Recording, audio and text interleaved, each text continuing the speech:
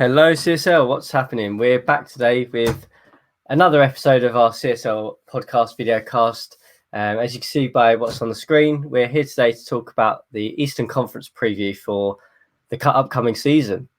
And today I'm joined by none other than our commissioner himself, Miles. Miles, how are you doing? I'm doing good today. I'm looking forward to talking about the Eastern Conference.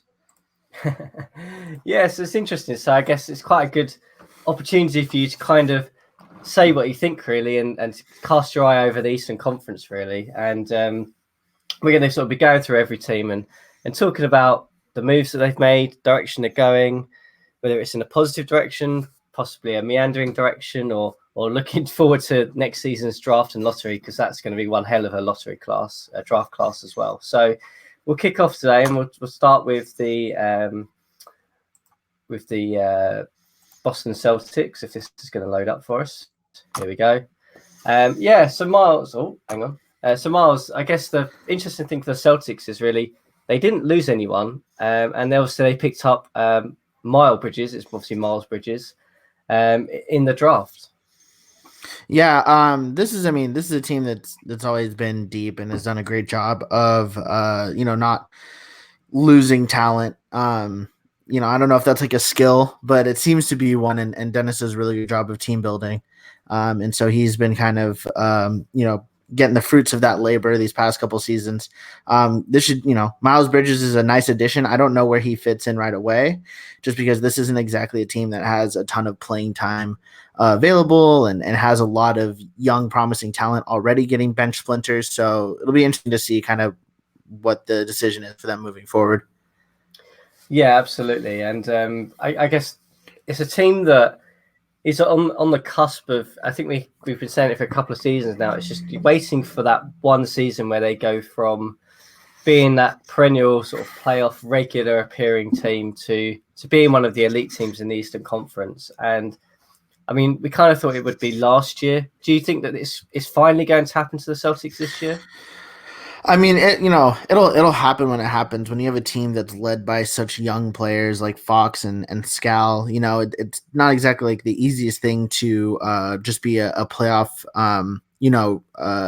contender. Teams have done it. Obviously, Miami has been to the finals multiple times with a young core, but you sometimes have to wonder, like, is Scal ready for the big time? I mean, Scal shot 37% in last year's playoffs. Obviously that's not what you expect from him during the regular season. And so you kind of have to ask yourself, is he ready for the big time yet? I know that they're, looking to consolidate talent because they know that they've got, great players sitting on their bench that just, don't get any playing time, and it is what it is. But I think that will kind of determine if they're able to be a real contender, is if they can, if they can increase the talent level of their top 8. Because right now, they're pretty balanced 1 through 15 almost. Yeah. So if they can find a way to, like, really, increase their top 8, top 7, that can definitely be a big part in them taking that next step as a playoff team. Yeah, I agree with you. I think there's some interesting names that have been banding around for trade discussion. I don't necessarily want to talk about that, but in terms of the team, I think you got it spot on. I mean, when I look at this, I think, Fox is obviously a top tier point guard. And then I look at Scal, and you mentioned, obviously, we don't know whether he's going to be in that elite category yet. He possibly will get there. But then beyond that, I don't see any of the other players sort of stepping up into that sort of, from a good player to like a regular all-star, third option really for them. And I think that's the challenge they're going to face this year. Well, they've got Kevin Knox, who, has his flaws, but is absolutely a talented scorer that can get more playing time for them. I don't know. I don't think Cordinier or Gibbon. Why do they have such hard to pronounce last names? Isaiah or Michael. I don't know if they have the like all-star talent, but I think they do have kind of like that Okaro White type of talent where they're still very impactful players, even though they're not going to ever get all-star votes. Like I said, remains to be seen what Miles Bridges is capable of doing.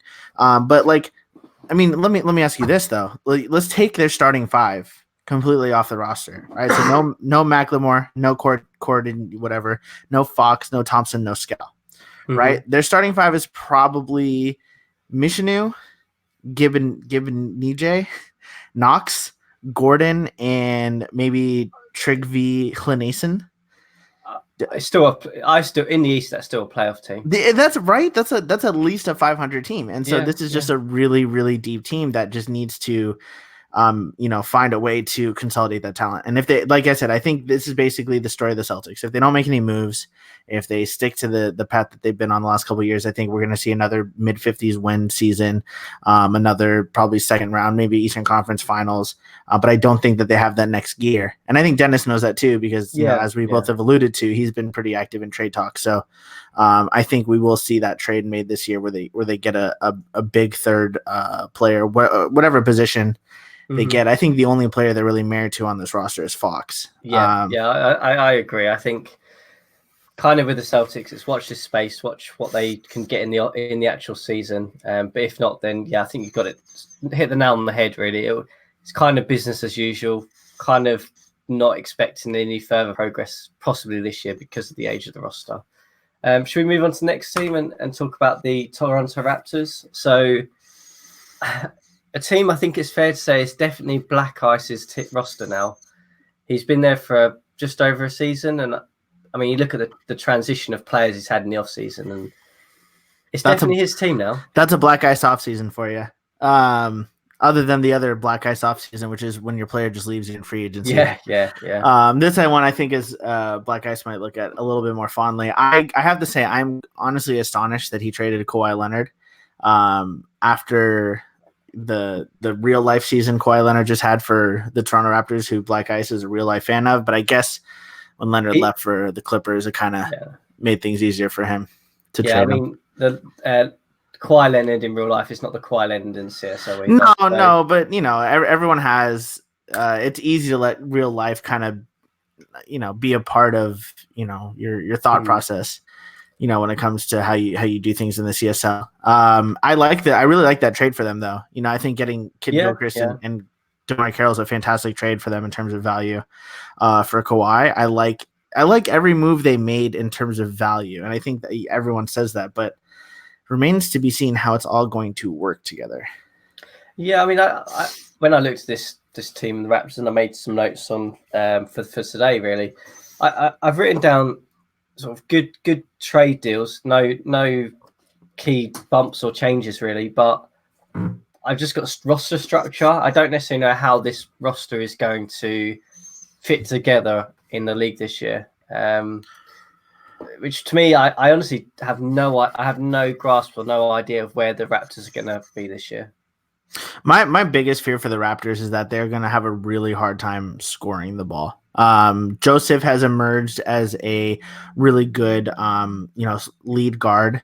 A little bit of scoring, a little bit of playmaking. I know Jahlil Okafor has been a very good scorer, but neither of those guys are, the number one option, or haven't been. I don't think have shown that they can be the number one option yet. And no one else on the roster is what I would consider like a good scorer. Like Kid Gilchrist is actually a much better scorer than I was thinking. I'm looking at him right now, and he averaged 14 points a game last season on like 55% shooting. So he's a good option, but is the supporting cast going to be enough? I mean, Nerlens Noel is not really a scorer. Conley's at the end of his career. Jordan Bell's not really a scorer. So just I worry that they're going to have games where they hold their opponent to like 80 points and still lose. Yeah, I think to me, you just saying that really it's made me scream out sort of the 2000. I want to say 2003 Detroit Pistons in the NBA, in that a team that collectively just is a weird mash of players, but they're not going to score huge amounts of points. But defensively, they've got every position covered. Everyone refers to that Pistons team. The 04 team, by the way, is the one that won the title. Everyone refers to that team when they talk about, I want to build a team that doesn't have any stars. I want to build a team that's defense for. I want to blah blah blah blah blah. They don't. No one ever takes into account the fact that Rasheed Wallace was a premier scorer at that. I mean, like multi all-star, perennial, like not scoring champion or anything like that, but like the dude was, when he wanted to score, there wasn't anyone that was going to stop him. And Chauncey Billups, even though he didn't have the numbers during the regular season, showed in the playoffs just absolutely how much of a force he was. And a lot of teams build their rosters the way that the Raptors have done so far, and they don't take into account that you need, like, the whole reason the Pistons went to the finals because they made the trade for Sheed. Like, they were not a title contender until they made the trade for Rasheed Wallace. So I just wanted to get that off my chest. That's kind of a rant I've been holding in for a while. We're only 2 teams in, and Miles already had a rant, so this is going well. I guess, Raptors, I think we could probably both agree, going to be a playoff team, just have no idea what they're going to do when they get there. I think, I agree. I think, between the fact that Black Ice is a veteran of this engine, knows what he's doing, and that, I mean, I would say just on talent alone, even if you didn't have a general manager, this is a team that is, close to 500. I think they'll be fine. I think they'll figure out how to manage their front court rotation. I think they'll figure out how to manage, like how to balance like scoring and defense in their lineups. So I think they've got a good chance. Yeah. So, sounds good. So let's move on to the next team, the Brooklyn Nets. Not many movements this year. Obviously, there's only been a couple, but they've been fairly big in scale and impact for the Nets. And I know we've previous podcasts on and chat on the forum has indicated, obviously, losing D'Angelo Russell, but they've managed to pick up Tyler Ennis and Marcus Derrickson in the draft. Where do you see this team fitting? I think they're going to be exactly where they were last year. I think losing Russell is, sucks, but I don't think it's going to make that big of an impact in terms of whether they're a playoff team or not. I think they're going to be right on the cusp of the playoffs again. And I think one of the main reasons for that is because I expect DeAndre Ayton to be a much more impactful player in year 2 than he was in year 1. I mean, he only played 23 minutes per game because, most rookies, they come into the engine with like, looking like they've been chain smoking cigarettes and can't run up and down the court more than 3 times before they get winded. So I think just from an endurance boost alone, they'll be able to get more than 23 minutes a game out of him. I mean, in like a per 36 last year, he averaged 15, 10, and 2 blocks on 57% shooting. I mean, this guy was like basically Andre Drummond. But Andre Drummond, who couldn't stay on the court long because of all the chain smoking he had been doing. So I think just from that alone, they're going to be a better team than what losing D'Angelo Russell did to them. Yeah, no, I agree. I think I fully expect Ayton to make that step up, and I expect him to have more shooting opportunities this year as well, losing D'Angelo Russell. I think if they play this right, they could get a lot more scoring out of Ayton for sure.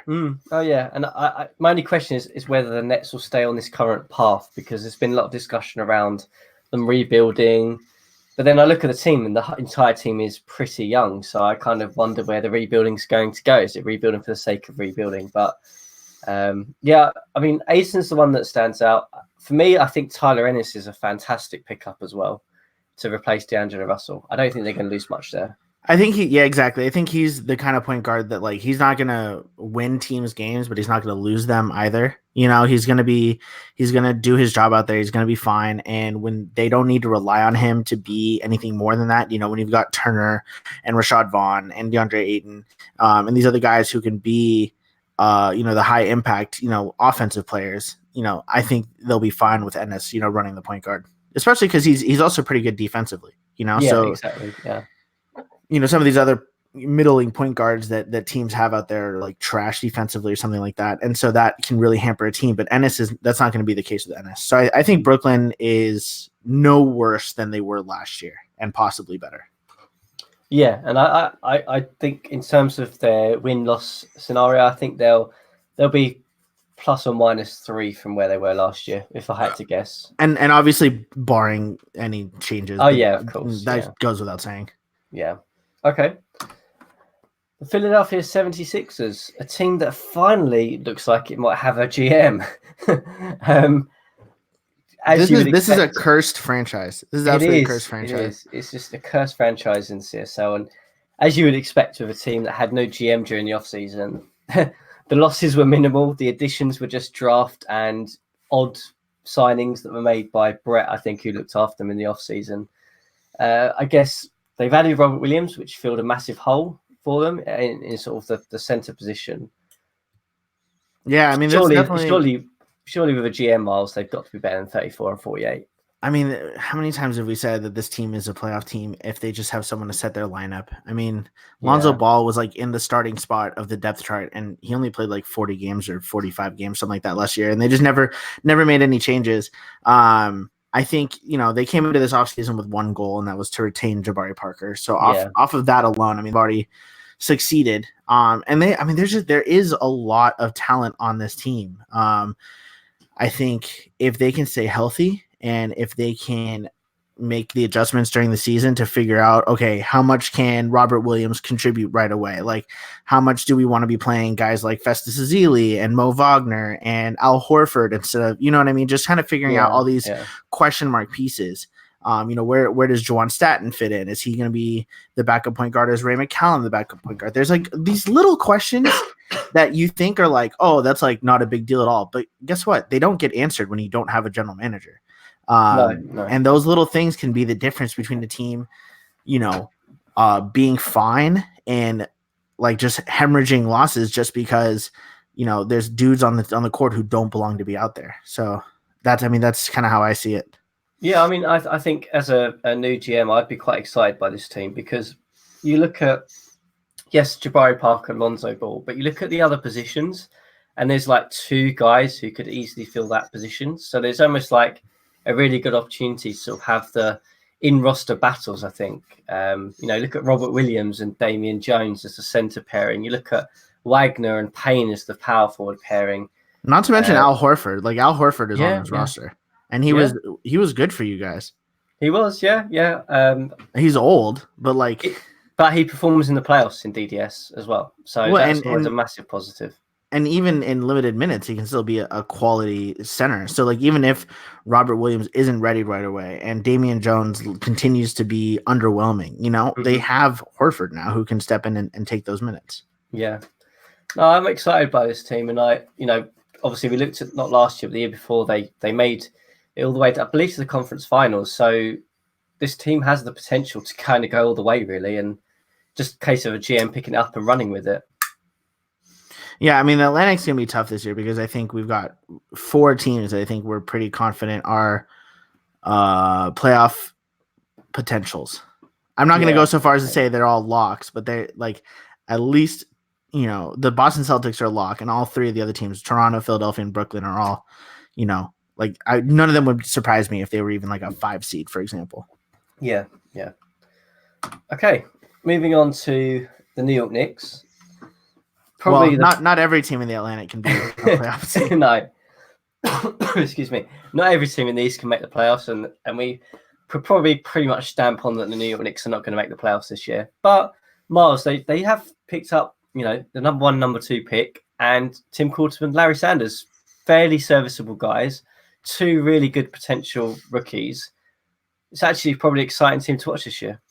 Yeah, well, so you mentioned having the number 1 and number 2 pick, and I think Jaren Jackson Jr. and Markelle Fultz both have very bright futures in the CSL, but this isn't like some other years where these guys are going to come in and be, all-star or even like all-star candidates right away, right? Like, I mean, like I don't expect like Markelle Fultz or Jaren Jackson Jr. to be as good as like Jason Tatum and Marvin Bagley were last year, or as good as Ben Simmons was his rookie season. I think these guys are going to come in and they're going to have their warts, and that's going to, they're going to show potential, but are they going to be part of a winning basketball? I don't know, No, and I mean, I think the other thing to point out is that they've still got Maodo Low, who actually had a really good season last year. I believe I voted for him in most improved. Yeah, he had a really good season. So he's, a fantastic guy to pair up with those 2. You then look at the likes of Joseph Young is still there. Wesley Saunders is still serviceable in this league, I believe. Josh Davis, who they re-signed. So there is some talent on this roster. Obviously, it's not playoff talent. We're realistic about that. But I'm kind of excited to see how Phil puts this team together. And it's a chance to kind of see his vision of where he wants his team to go.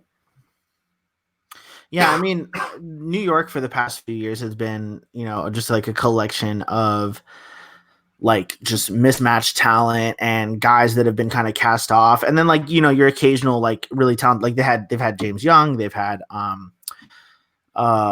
Justin Anderson. Well, they still have Justin Anderson, but they've had like they've had George Sapala. They've had like a wide variety of like semi good players filled around with like these random players that like no team wanted. But I think now they actually have a cast of role players that teams do want. Like I think Justin Anderson is someone that would be, sought after by contenders. I think Tim Quarterman has a role as a sixth man. I think Josh Davis and Larry Sanders serve roles as depth big men.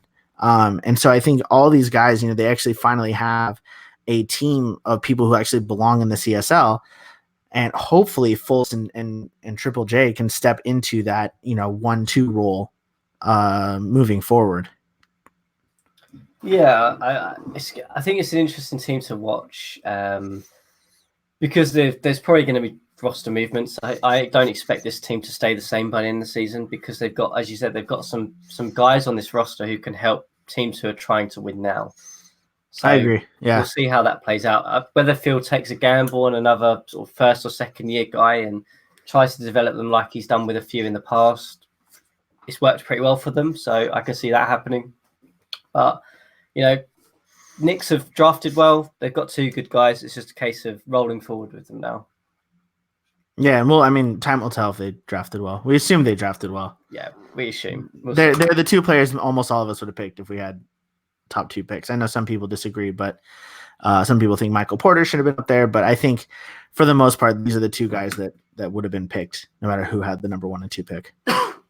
Absolutely. So moving on to the Detroit Pistons. So an Eastern Conference powerhouse really in the past few years. Bit of roster upheaval this year, really, it's fair to say. Losing Jordan Adams was probably a blow, but obviously they drafted fairly well. They didn't lose Jordan Adams. He's there, right above Julius Randle. Oh, okay. I didn't see that, but Jordan Adams is not gone then, so that's even better for the Detroit Pistons. They've still got him. I guess it's fantastic then because they've added Kaiser Gates and Devon Reed to first-round picks to an already deep roster. I think the last year, Miles, though, the problem they had is they didn't really have that guy who stepped up in the playoffs for them, which kind of let them down. Is there anyone on that roster you think could do that for them this year? Well, first of all, this team sucks. So I just want to make sure everyone knows that they're awful. No, I mean, the truth is that they're still in the same place they were last year, which is being led by Julius Randle and Jamal Murray, who are both, good players.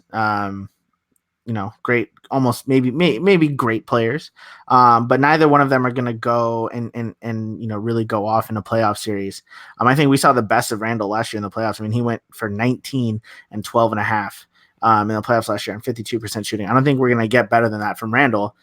And, they still lost in the second round. So, that means that they're going to need more from Jamal Murray. They're going to need more from, I don't know who steps up on this team. I mean, this is just a very defensive minded team. And to sit here and go, oh, maybe Jordan Adams can step up or Denzel Livingston or Bam Adebayo. I mean, I don't see any of these guys being any better offensively than they've been in the past few years. So, Yeah, I mean, I do agree with you. I guess the interesting thing is I look at the Pistons, I look at the Raptors. So in terms of talent, obviously the Pistons have more talent than the Raptors. There's no arguing that. But right.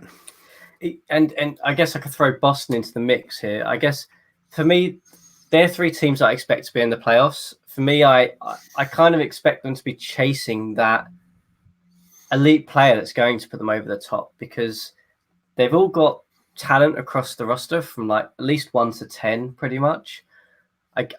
That's where I kind of see it. I see those 3 teams kind of competing to get that guy to get them above the Miami Heat who we'll talk about later on, but I don't see that in their roster construction at the moment. It's particularly for the Pistons. Right, I agree with that. I think they've got another team that's a large collection of good role players, guys who are going to, like I said, I mean, this is another, contender for, hey, let's take away their 5 best players.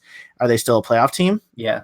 Less so than Boston, but they do have a lot more talent than your average team, 1 through 15 or 6 through 15, I should say. So whether or not they can leverage that into, bettering their top 8, is a question that Detroit, I think, needs to answer. Yeah. And I think, the interesting, obviously, with the free agency and Julius Randle, and them obviously opting to kind of re-sign him at the price. But I guess in terms of that, I think it was signing him for value to try and move him. That's what I see from the Pistons. But let's not forget, Miles, they have Mr. Average in Sam Becker. CSL's Mr. Average will bring that team forward, I think. And CSL's Mr. Average played 2.3 minutes in the playoffs last year. So that tells you how deep they are. Exactly. Let's move on to the next team and the Chicago Bulls. So, I mean, in terms of roster length, they're quite short at the moment. I kind of expect Marcus to bring in a few free agents at a point in time over the next couple of weeks. But quite a bit of transition for the Bulls, as you probably would expect, as every offseason. They make quite a lot of trades. They've got a couple that are verbaled. I guess we don't know what's necessarily coming back in that deal. But on the look of the roster at the moment, the Bulls are looking pretty deep to me. Yeah, well, so first of all, they're going to need to make some moves in order to add those free agents because they don't have any money right now. They're at like 88.5 with 10 guys on the roster. And so just bringing in even the 2 guys at the minimum will put them at 89.4-ish, which means they don't have money. They will not be able to sign anyone. So this is a team that's going to have to make some moves. I don't know where RHJ and Holiday are going. I don't know what the salary in return is. Hopefully for their sake, they're going to be saving like maybe even $1 million just so they can get a guy on a veteran, minimum. But, who knows? It could be a deal where they even take on a couple 100,000 and then they really have no money. So this is a team it's really going to be struggling for depth. Luckily for them, this kind of the opposite of the Boston Celtics and Detroit and Toronto in that they have all their talent concentrated in a top 8. It's really bad talent, by the way. They're really bad. They're going to be like a top 3 pick. So if anyone wants to trade for the first round pick, which I happen to have, I'll give it to you on a discount. I'll treat it as if it's just a regular old lottery pick and not like a top 3 pick. So don't you worry. You can get it for a deal. But I mean, in all seriousness, though, I mean, Markkanen's a great player. Lillard's a great player. Cameron Payne is a fantastic player. Jay Crowder, Gary Harris, Darnell Stokes are good role players. So they've got, and Jared Allen is, probably going to be better this year than he was last year. They've got a lot of high-end talent. And I think if they can stay healthy, which they did not last year, they can be a real force to be reckoned with. Yeah, and interesting, you obviously said it, but for me, I see the Bulls in terms of this team has scoring at multiple positions and it has shooting at multiple positions. It also has defense at multiple positions. They're the 3 key things. If you can have scoring, shooting, and defense all across even if it's just your top 8, that's what counts in the playoffs. And this team has got it in handfuls. I mean, it's got Markkanen and Lillard to take up the scoring. Harris is a shooter. I mean, they've got post presence. I mean, the only weakness I would say that this Bulls team currently has is probably could do with someone on the wing, more of another sort of a good starter level wing. And it definitely needs a backup for Allen because I doubt Berrutis is going to be able to fill that role. Yeah, actually, that's my biggest question is, like the center position. Because I don't think we can just say right off the bat, like, yeah, Jared Allen is going to be a good enough defensive big man to cover up for, some of their lesser defensive players like Lillard and Markkanen. I don't think we can guarantee that Allen is going to be that guy back there. And I don't think, we can guarantee anything as far as Berrutis is concerned. So I think that would be my biggest fear if I was running the Chicago team is like, am I good enough down low? Like, do I need to go and try and find someone that I can rely on? Even like imagine like Al Horford would have been a fantastic addition to this roster. Just to talk about someone from before, because they don't need a guy that can play 30 minutes a game. They don't need a guy that's going to be defensive player of the year quality. They just need someone that they know they can trust out there for 20 minutes. Yeah, I agree. I think Al Horford would have been a nice pickup for them. And I think there are a couple of centres who are still out in the free agency market. If they can get this move sort of over the line quite quickly, there's quite a few options available for them at the moment. So we'll see how this team works. But I guess pretty much we agree it's going to be a playoff team. Probably has the talent to make a push in the East this year. Well, they were 46 and 36 with Markkanen and Lillard missing 20 games each, and I think they both missed those games down the stretch. If I remember correctly, they were like injured around the same time. I mean, this is a team with mid 50s win capability as long as players stay healthy. And I mean that's a big if when you're a team as thin as the Bulls are. So yeah. So the Cleveland Cavaliers are another perennial sort of Eastern powerhouse for the past few years.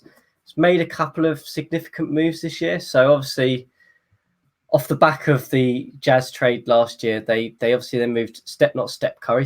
That's a great typo there. For Victor Oladipo. They also managed to pick up John Collins in the draft, and obviously retained some of their key players, in particular Elfrid Payton, who they picked up last year.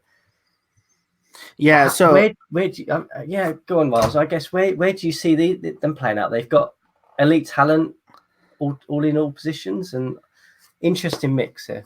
Well, so it's not elite talent at all positions because they actually have, I think, two, maybe not glaring holes, but two holes that I think it'll be interesting to see how they handle them all season long because starting on good points, I mean, I think Peyton and Oladipo as a backcourt combination is lethal. They're going to go full press, high intensity. Both guys are absolutely incredible defensively. They're great at stealing the ball. And also Peyton has really high discipline. Oladipo, not so much. And they also have, they have other defensive minded backcourt players like Milton Doyle as well. So they can keep up this intensity, all game long.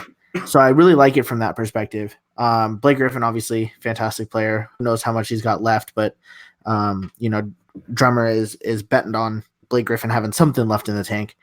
My biggest concern is center because they lost Larry Sanders, and now they're basically saying they're betting that between Goodluck Okonobo, Andre Desiatnikov, and John Collins, that center will be held down for the season, and that might be enough, but that's a tough thing for a contender, like a wannabe contender, to bet on. And I don't say wannabe like I don't think they're a good contender. I mean, literally, they want to be a contender, and that's a tough bet to make.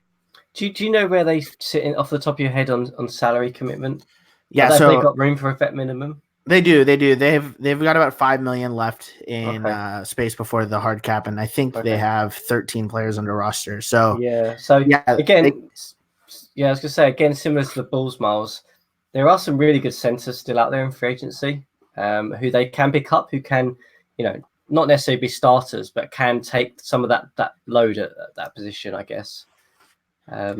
I highly doubt they'll start the season with Goodluck and Andre Desiatnikov.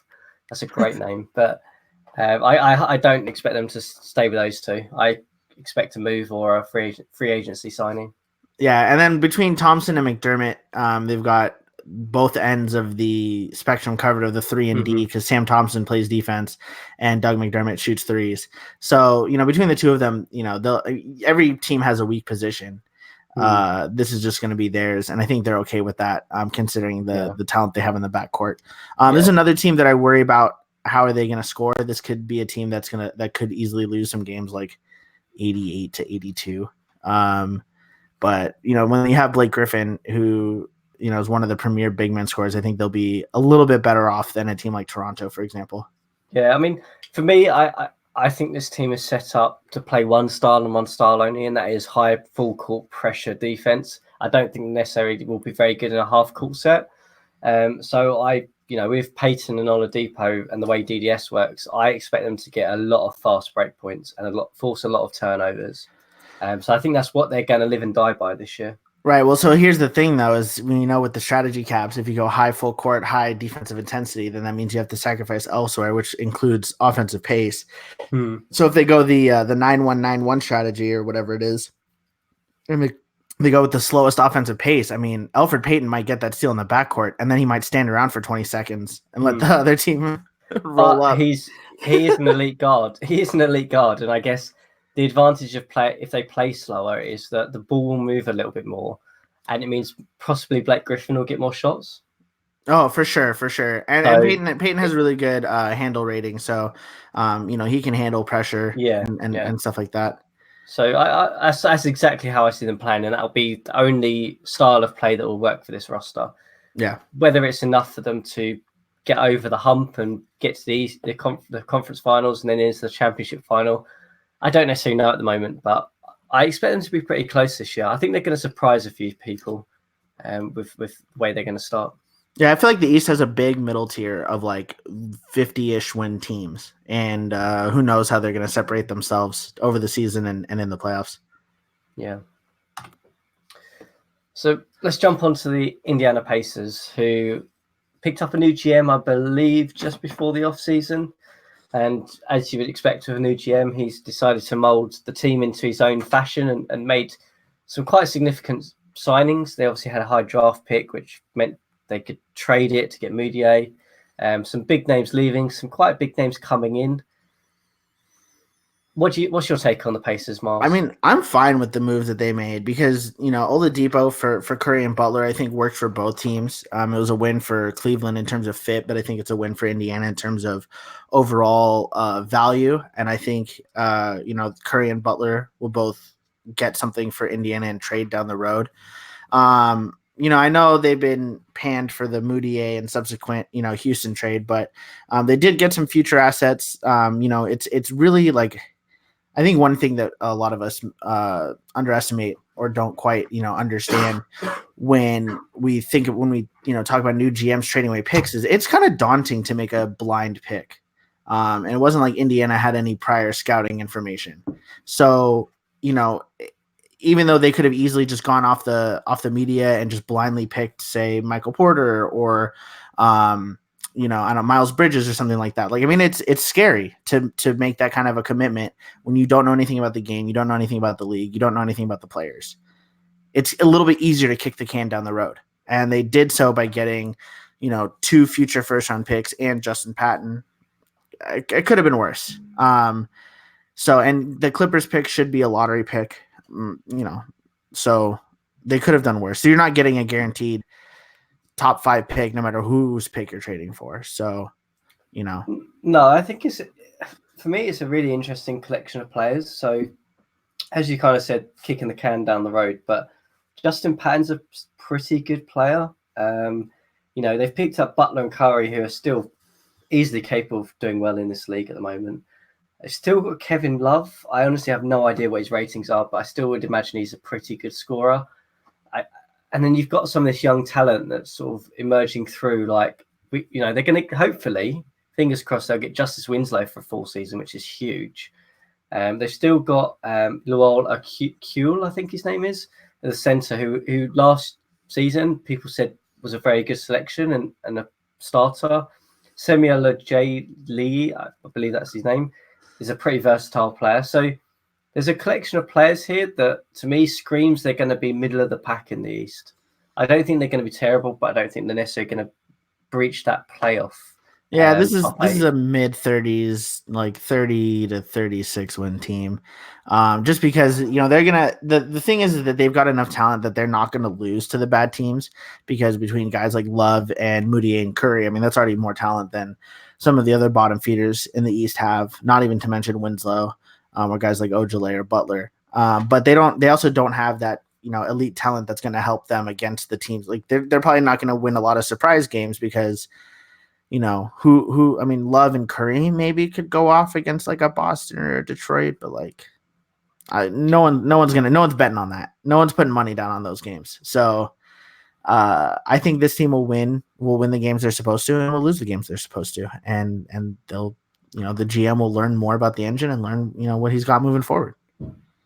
Yeah, I can't really say too much more than that, I think. I guess interesting to see what they do with some of these older players like Curry, Butler, and Love, whether they'll stay around. I highly doubt it if the Pacers are moving into sort of a young team era, which could net them a few more assets. So it's probably a case of, if you're a Pacers fan, to just sit and watch this season and kind of hope it gives you assets further down the road to kind of eventually get that playoff jump. Don't buy a Steph Curry jersey is basically what we're saying.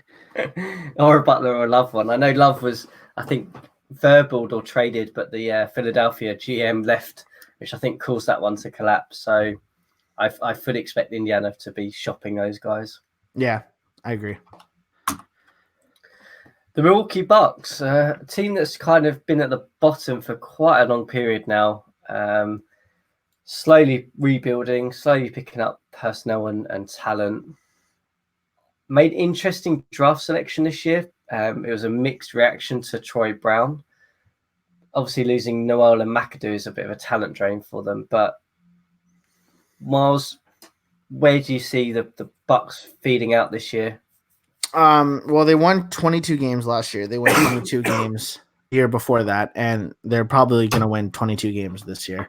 They've got a lot of good young players. I mean, I love the young talent that they've amassed between Ingram, Carter Jr., and now Troy Brown. I think Troy Brown, in a lot of ways, mimics the Thon Maker pick that they made a few years ago.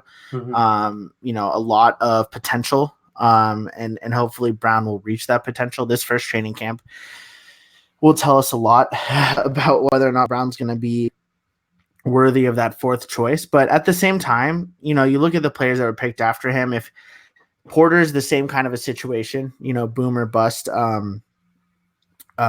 selection, and if that's the way that's going to go, you might as well pick the boom or bust guy that you like, right? And then mm-hmm. You've got some of these other players like Kaiser Gates, like he's a very specific type of talent that I think would be better picked by a contending team. I don't think he would have made sense for Milwaukee. The Bridges brother, or no, they're not brothers. That was a misnomer, but like they both have the last name Bridges and their first name are very close to each other. Their parents definitely knew each other growing up. That's all I'm going to say. But, the Bridges players, again, same thing. I don't think these are the guys that are going to make a difference on a team like Milwaukee, and especially like Miles Bridges. I mean, they already have that player. His name's Brandon Ingram. The only player really that was picked that I could see an argument, hey, this guy would have been better, might have been Shaq Harrison. But I know that Manu looks at teams a certain way and didn't like, certain of Harrison's ratings. And so you look at Troy Brown's potentials. If you just ignore his current ratings and you just look at his potentials, you're like, oh my God, this guy absolutely should have been picked fourth. But it depends if he reaches that or not. Yeah, I think a boom or bust guy is exactly where the Bucks should go. It makes complete sense given their situation. I guess it's interesting. You touched on Manu, who has a style of play that he likes to deploy his teams in. And I'm trying to think. There was a guy when he was in the NLL and the Chicago Bulls. I'm trying to think of the point guard he had because he was Was it Mike Conley? Before Mike Conley, he had another player. Oh, before Mike Conley. That was before my time because when I joined the league, he terrorized me with Mike Conley and Jerome James. Okay. Now, before Mike Conley, who was pretty much a typical DDS top point guard, he had another player. I'm trying to think who it was. I can't remember, but it was a guy who didn't have much defense, but was a phenomenal playmaker. And I guess similar to the Bucks situation now, I look at the roster he's constructing and I can see he's got players in most positions apart from point guard. I think that's still the one thing that if they can get the right point guard that Manu wants at some point, this Bucks team could jump from 22 wins probably to around 30, 34 wins. I think that's the difference that it's kind of needing. It's been really unfortunate for Milwaukee the last couple of years with the draft because they get the number one pick, they take Ingram. Ingram's probably if not necessarily the right choice, was definitely a top pick at the time. And I think, looking back on that draft, I can't remember who was picked second, but I know, Lonzo Ball. Then you had Markkanen and Josh Jackson. And I think, with the benefit of hindsight, maybe Markkanen's the pick there. Maybe Lonzo's the pick there, but Ingram was a great choice. I think Ingram has been a talented player. And then last year, you've got Ntilikina and Mitchell and some of these other guards at the beginning of the draft, but the Bucks pick falls to 7, by no fault of their own, and they get Wendell Carter, who I believe would have been the best player available. It's not like there's a different point guard they could take, so it's easy to sit here, and I've done it and say like, oh, they should have a point guard by now, but short of just signing one in free agency, which, maybe they should have done that instead of signing Noel and Valanciunas, but that's another story for another time. They find themselves in a position where they've got Troy Brown, Brandon Ingram, Wendell Carter, and Thon Maker. And that's 4 solid players for a future. They're just missing the 5th one. Yeah, I think so. And until one kind of turns up and through trade, free agency, draft, and that, they get a bit of luck to get one, I think the Bucks are going to be in this situation. I guess with the new DDS, it'd be interesting to see whether that changes anything, whether they can pick up a guy at a different position who can carry the ball up for them. I don't know, but yeah, probably Bucks are going to be a lottery team this year again. Probably going to be around the bottom of the East, I think. Yeah, I want to point out 2 things real quick. Number one, I think that we need Jester to comment in the thread about this podcast who that point guard was, because I know he's written enough articles on the Chicago style of NLL offensive systems that he should have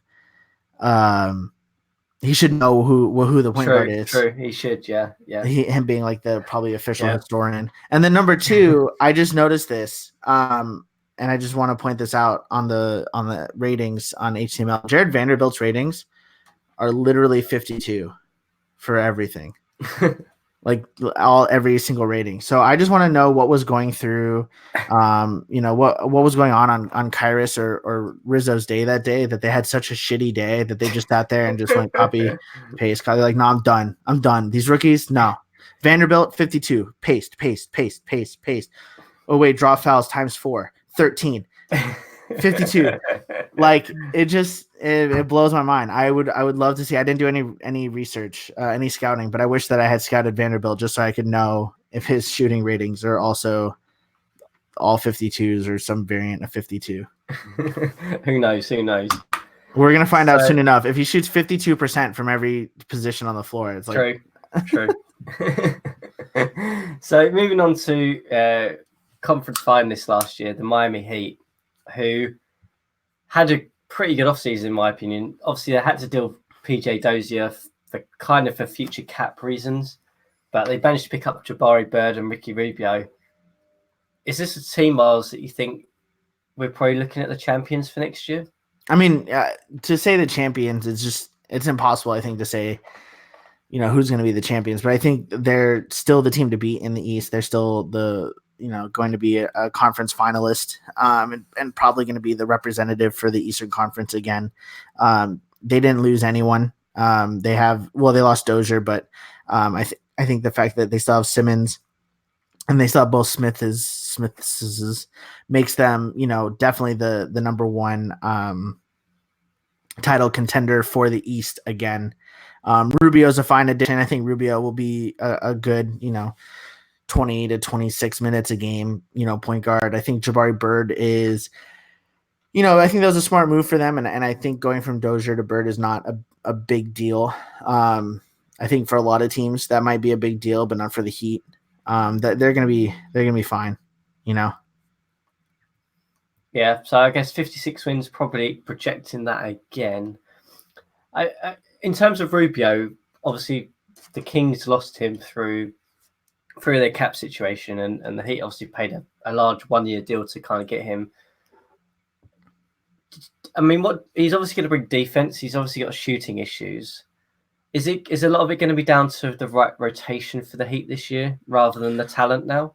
Yeah, I agree. I mean, Rubio's not going to play any important minutes. At least I don't think so. I don't think he's one of their best 5 players. I think he'll play. The amount of minutes that he plays will depend on the opponent that they have, and I think that's true for basically all their role players. I think they have the ability, more so than anyone else, to kind of mix and match, what kind of look they go with. Especially when you've got a versatile talent like Ben Simmons as your best player, you can go a lot of different ways with what you want to do with your lineup. And I think, I'm sure we'll see that because Silo is indeed a very active manager. It's probably one of his best traits is just how active and present he is in the league. He's always seemingly one step ahead of everyone, and I think that makes a big difference. Yeah, definitely the team to beat in the Eastern Conference this year, I think. The Atlanta Hawks. have made kind of had a really good season last year. In my opinion, obviously getting to 50 wins was fantastic and did really well in the playoffs. Made a couple of interesting transactions through the off season. Do you think the Hawks will get back to that 50 win mark this year? Oh, absolutely. Absolutely. I think they will. I mean, I think the main component for them getting to 50 wins was the fact that they acquired a top 10 talent in Dante Exum. And I think that, for a full season anyway, and I think having another full season of him, will lead them to, 50 wins again, especially considering that the surrounding talent is just as good as it was last year. Having KCP, I think is a great player to have next to Exum. I think the same for DePaula. Yes, losing Whiteside is going to hurt, but replacing him with Greg Monroe and John Henson, I mean, those are two, definitely like rotation level big men. And I think that they could have, they had the benefit of having that depth, so they could afford to trade Whiteside for DePaula. So I think I don't know if this team's any better off for the playoffs, but I think this team is just as good as they were last year. So what do you think DePaula's going to bring to this team versus Whiteside, who's going out? Why do you think the Hawks kind of made that move?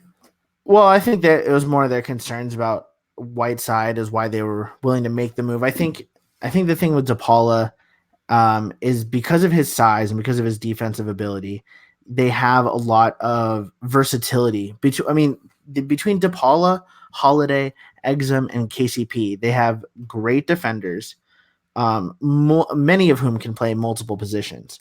And so I think it'll allow them to be flexible in terms of, who they want to match up with who on defense. DDS3 unfortunately is limited in how you do that.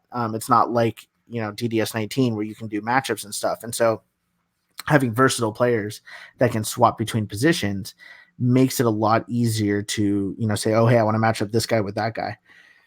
He can do that, whereas other teams may not be able to do that because, like, for example, I can't quite do that with Travion Graham because Travion Graham has, horrible handle ratings. And so if I want Graham to guard the team's point guard, that's not happening.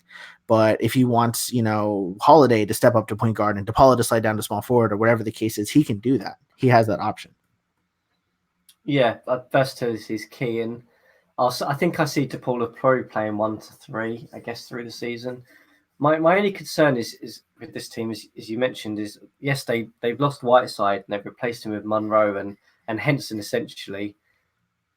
They're aging veterans now. I don't necessarily know whether that's going to be enough elite talent in the playoffs for them at that position, whether that's just going to be a massive hole for them when they play against some of the top Eastern Conference teams. I still think there's a challenge back there for them to try and find some additional talent via trade through the season for that position. Sure, and they've got, I think they've got extra backcourt talent that they can do that. I mean, when you have, they've got, DePaula, Holiday, Exum, and KCP to play the 1 through 3 positions. You don't need, Trey Burke and Alexander Vasenkov, and maybe even like Kobe Simmons, who is, could easily step into that Trey Burke role, I think. And so it kind of gives them the luxury of like, all right, maybe Vasenkov is someone who gets traded. Maybe Michael Young gets traded. I know that they really like Michael Young for the future, but maybe they say, you know what, maybe we need to turn Michael Young into someone who's going to be better for us right now. Or, same thing with, well, I think Marquise Chris is done developing. He's already 23 years old, so old. But I think that they kind of have that ability. I think they've got some depth to make some moves. But I don't think that it's going to be, I don't think not having an elite center is what will kill them in the playoffs because of how good they are 1 through 3. Yeah, I think that's fair. And I guess we'll see how the Hawks do this year. Probably expecting 50 wins again and a playoff run. One of the good things about the Hawks, it's very similar to Miami. The general manager, Flaming Homer, is very present, very active, loves this team, loves this league. And so, there's certain teams where it's like, okay, cool, there's so much experimenting they could do, and they need to do, X, Y, and Z to determine what their best lineup is going to be. But, they don't have the manager who's able or willing or whatever to do that. Whereas Atlanta does. And if anyone can figure out the key to how do we maximize all 4 of our versatile, backcourt players, it's going to be Flaming Homer.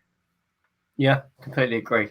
And I'd be interested to see what sort of lineups they put out at the beginning of the season and how they adjust it as they get towards sort of the trade deadline and then the end of the season, because I expect the depth chart to move quite significantly for the Hawks through the season.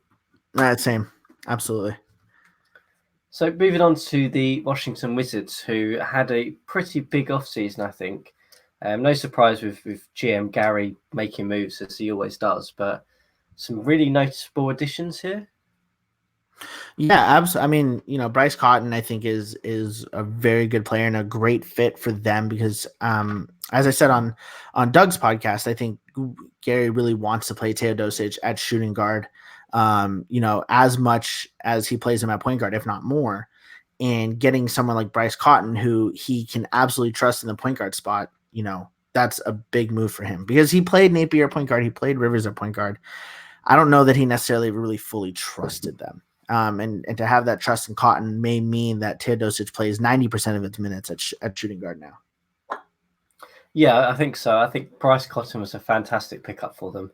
I said it to Gary on chat that moving Teodosic to the shooting guard position full time is a great move. I think it will finally make him an elite scorer because he doesn't have to have the burden of the point guard duties. I think picking up Willie Cauley-Stein and Roy Devin Marble also really good pickups as well. Two proven rotation guys in this league who can do a job. They're not going to be elite at anything, but they can fill minutes when you need players to do that and to do that at a capable ability. I fully expect the Wizards to probably be touching that 50 wins mark, I think, this year.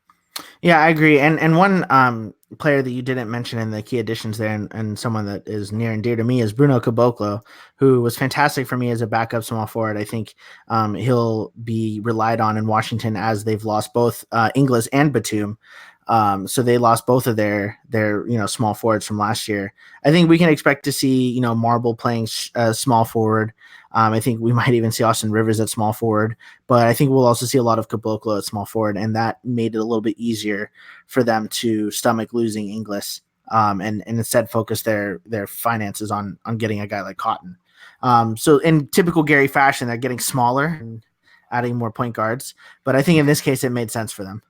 Yeah, I think so. And it's also helped, I think, by the fact that even Rab is finally back from injury as well. Still got 2 more months, actually. He'll be out until, okay. Yeah. Well, but that's beginning of December that he'll be back. Okay. So he's really only missing a month of the season. Okay. So that's pretty significant as well, I think, because I expect him to have a good season this year. I expect to kind of make that leap. Unfortunately, injury kind of did hamper that last year. So I think he's going to add probably 1 or 2 wins as well this year for the Wizards. Yeah, so that's another thing where it's like, losing Monroe and losing Henson, I think, is really going to hurt him. I think those guys are both reliable big men, but both adding Willie Cauley-Stein in that trade with Chicago and then getting Rab back from injury makes it a little bit easier for them to do that. I think this has been a fantastic offseason in terms of understanding where you've acquired more assets and where you can focus your efforts elsewhere.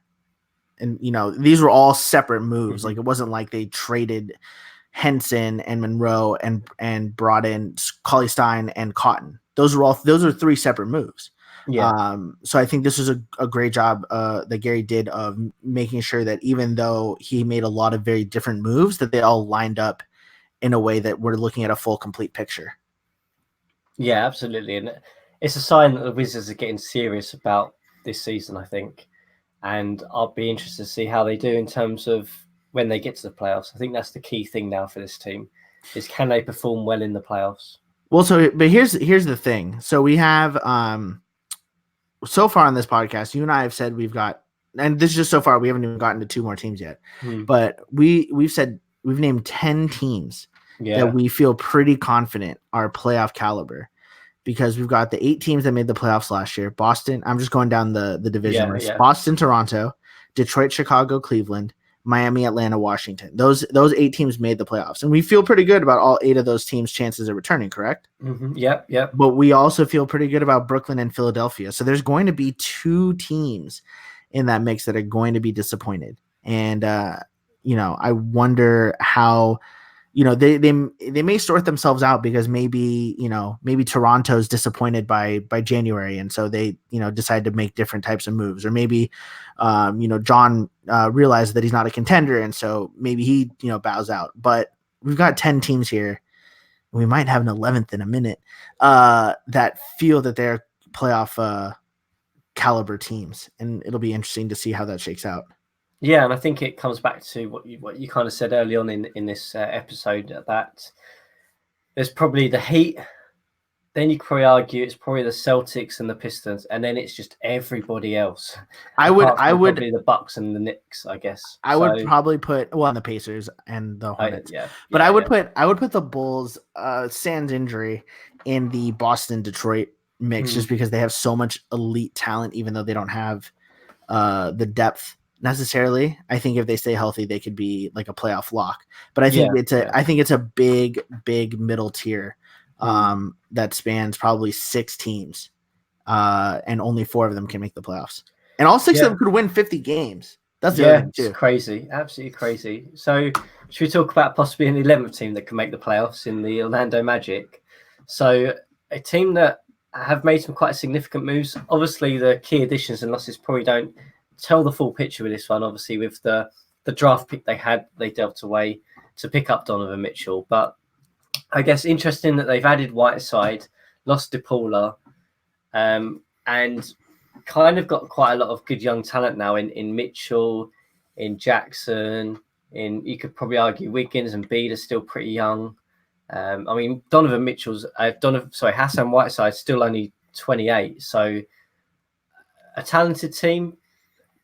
Probably a different sort of team we see from other GMs and their construction. I guess. Where do you see the Magic? How do you see them lining up? How do you see them playing this year? I think the Magic could win anywhere from 25 to 48 games. And I think how well they do is entirely dependent on 3 questions. Number 1, how does the Donovan Mitchell experiment at point guard go?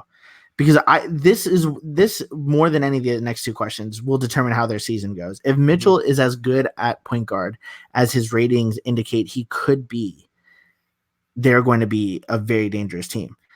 However, if his lack of passing really hurts them as a team, if he can't be efficient playing at point guard, if he hemorrhages points on the defensive end, all 3 of these things are very real possibilities, then they could be a 25-win team because he is so bad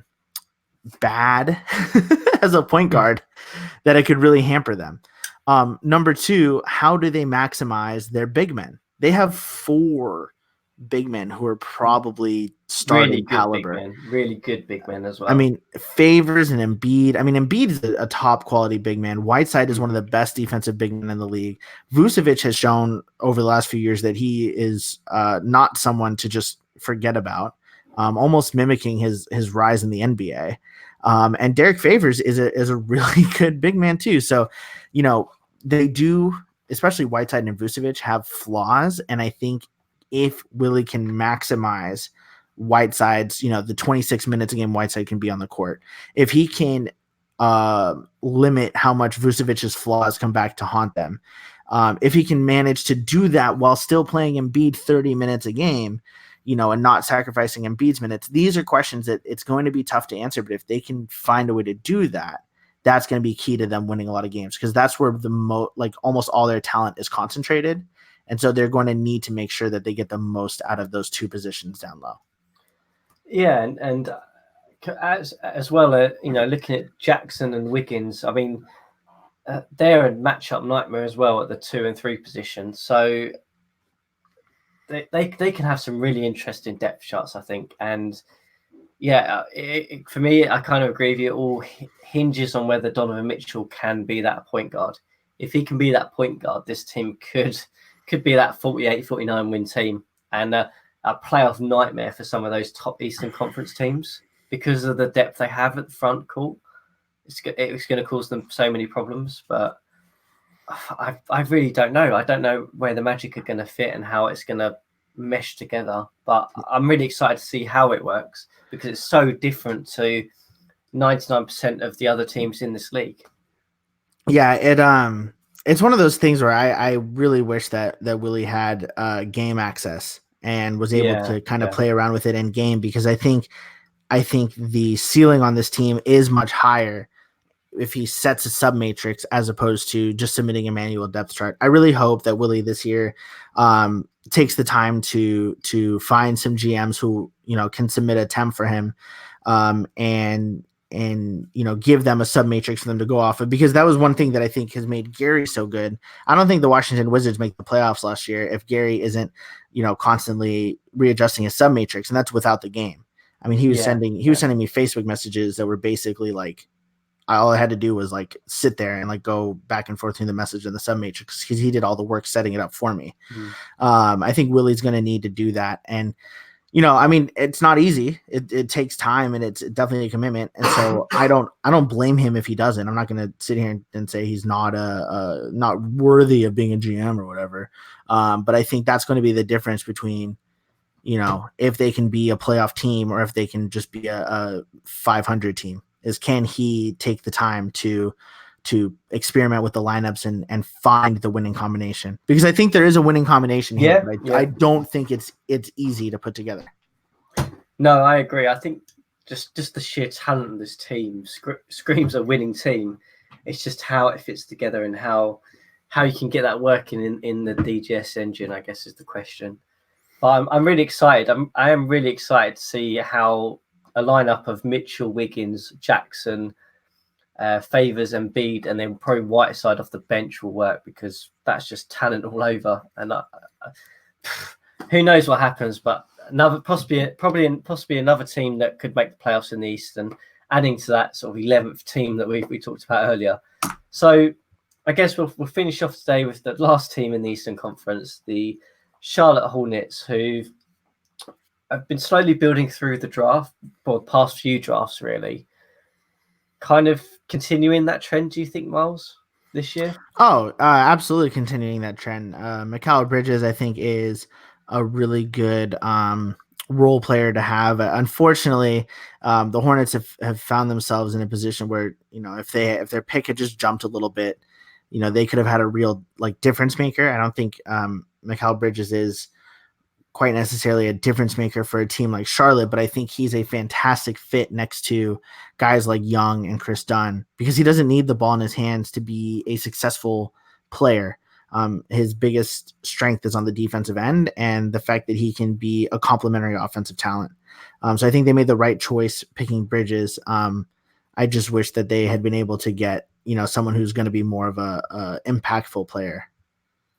Yeah, it's interesting decision. I guess with that, they'll move Korkmaz to the bench off the rotation. But there is some good young talent now. I mean, Trey Young, Chris Dunn, obviously Mikal Bridges coming in through the draft. Jacob Poeltl, I think is how you say it. Obviously traded for him last year. So they're slowly kind of building a roster construction that's kind of going to go with the same age span as the rest of the guys they're picking up in the draft. I don't think there'll be playoffs this year. Probably will be around 29 to 32 wins again this year. I guess be interesting to see whether Trey Young can make a jump this year and kind of help Chris Dunn a little bit more. That'll be interesting to see. I'm not exactly too sure where else they're going to go this year, apart from kind of just roll the year forward and get to the draft and hopefully be in the lottery for someone like Zion. Yeah, I agree. I mean, I think the best thing that they can do is stand pat, which is, not the sexy thing to say, but I think it's the truth. I think Korkmaz is better off as a super sub than like someone being relied on as a starter at the small forward position. And I think that's actually gonna be really good for them, because I'm looking at their plus minuses. Chris Dunn, like when the Hornets were on the court, I mean, they were just like an average team. Like they were plus 0.6, not great. When he was off the court, they were minus 6.2 for a net rating of 6.8. Trey Young had a net rating of 2.1, so he made a difference, but obviously not as big. So I think just even like being able to put Korkmaz in when Dunn goes to the bench at shooting guard could be enough that like they go from being a horrible team to like a not so horrible team. And that's like the Bridges effect. Having him on the team allows them to do that with Korkmaz, whereas before, Korkmaz was spending all his minutes at small forward because they didn't have anyone else that they could plug in there. I think Christian Wood's a great addition for them. I don't think he really makes a difference in the win column for them, not because he's not a good player, but because they still need so much elsewhere. But I think he's a fine addition there. I think Pirtle is, a solid center. And so I just think really for them, it comes down to hopefully Young and Dunn can continue to make internal improvement. Hopefully Korkmaz and Bridges can be relied on as solid rotation players for the future. And then, finding a quality big man maybe in the draft. This team has the right nucleus. They just need a little bit of time and a little bit of, the surrounding pieces. Yeah, definitely going in the right direction is what I would say about the Charlotte Hornets. Yeah, and I think Young is definitely going to take a step forward. I think we saw him get better as the season went on last year. He was better defensively than I thought he would be. He was better as a playmaker. Maybe not necessarily a playmaker, but just not being a terrible point guard, which you often see sometimes from rookie point guards. And he wasn't great, but I thought he'd be worse. And I think if he can take steps forwards in both of those departments, as well as being more aggressive as a scorer, I think we could see, this could be one of the best backcourts of the CSL in a year, maybe even two. Yeah. I expect, Chris Dunn in I think it's his final year this year of his rookie deal, is it? No, he just signed his extension. Okay, just signed an extension. Yes, okay. So you kind of expect him to make that jump now. Charlotte Hornets are the last Eastern Conference team in our preview. I guess we kind of touched on it earlier, Miles, but we kind of see probably 3 to 4 teams probably being in that sort of top end, definitely a playoff lock. And then it's probably about another 7 teams who could make those final 4 spots. So the Eastern Conference is going to be a tough conference this year. Yeah, I mean, here's the way I see it is you've got 4 teams that I feel pretty confident won't make the playoffs. And that's the New York Knicks, the Indiana Pacers, the Milwaukee Bucks, and the Charlotte Hornets. Obviously, anything can happen. That caveat always is there, but I think they have too many questions still to answer. And I don't even think it's necessarily in their best interest to chase the playoffs. I think if they get off to a surprisingly good start, then I think that's a great opportunity to trade the players who are doing well. Then I think you've got the Orlando Magic are kind of maybe like the Magic and Sixers tier together, because they both are teams that I think could take huge leaps forward, and they're both teams that I think have a lot of question marks. The Magic, obviously, we just talked about that, but with the Sixers too, can their general manager position be a little bit better than the Hogwarts Defense Against the Dark Arts position? Like, can the general manager last more than a week before they just disappear or get scared off or whatever it is? I really think they have all the makings of being a really good team. Then you've got those middle teams, which are, in my opinion, the Wizards, the Hawks, the Cavaliers, the Nets, and the Raptors. That's 5 teams there that should all make the playoffs, but won't all make the playoffs. And then you've got the big 4, in my opinion: Miami, Boston, Detroit, and Chicago. Chicago being maybe Chicago's on the line between the two. I think if Chicago, for them, health matters so much more than a lot of the other Eastern Conference teams because of how thin they are. They've really gone all in on their players, but they've had to neglect depth because of it. And so if they stay healthy, I think they're better than Detroit if they're healthy.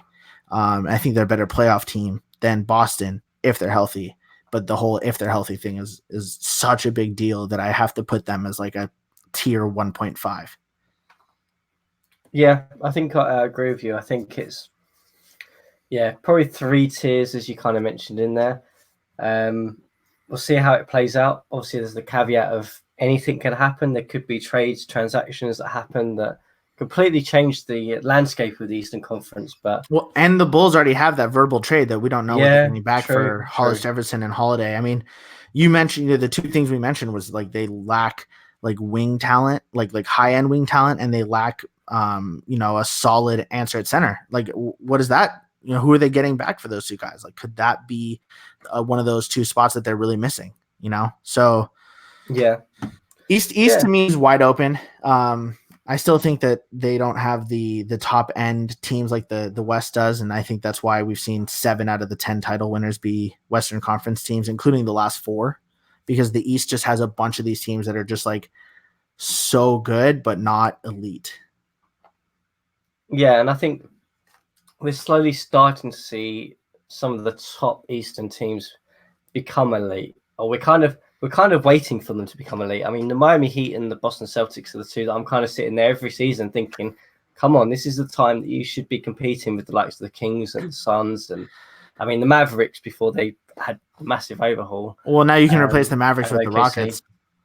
Yeah, and the Rockets, and I kind of expect to see them make that jump, and who knows, maybe it's this year. Maybe it's this year that we come to the end of the season and we see an Eastern Conference champion. Who knows? But it's going to be fun to watch, Miles, and it's been great to have you on to talk about the Eastern Conference and look at the teams.